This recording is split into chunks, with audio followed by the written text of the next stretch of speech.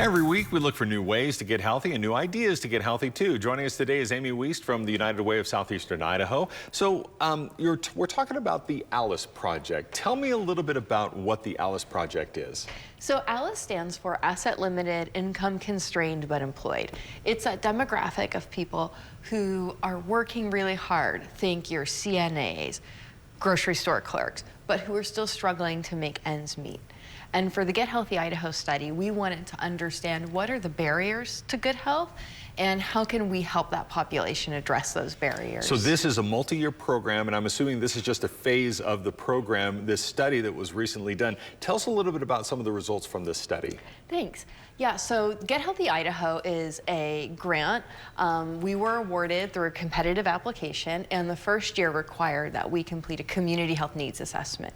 And as part of that assessment, we looked at community members from all across Bannock County.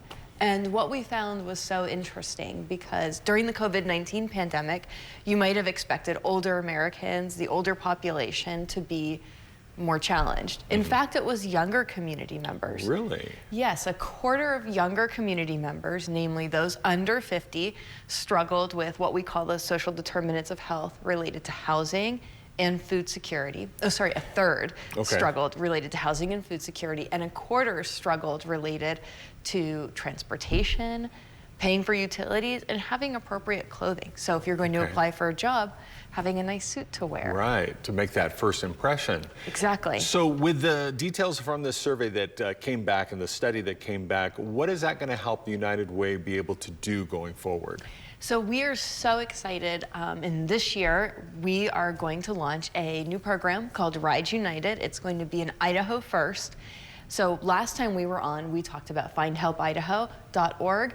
Well, this is going to allow us not just to find help, but then to get those individuals to help. And we're partnering with Idaho State University and with the Pocatello Free Clinic in order to provide free transportation. Shuttle right now is our key community partner, and so they are providing free rides for health promoting activity for community members who are patients at the Pocatello Free Clinic.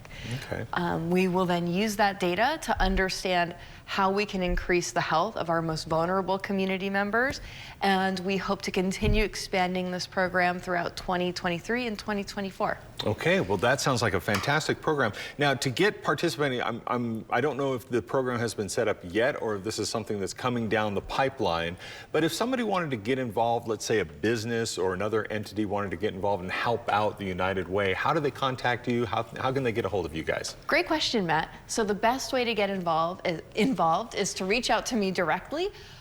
Please feel free to contact me at amy@unitedwaysei.org, and I would love to talk to you about ways that you can support this project. Okay, and hopefully by the end of it, we all rise. Yes, awesome. Absolutely. Amy, Perfect. Thanks. Thank you so much for joining us today.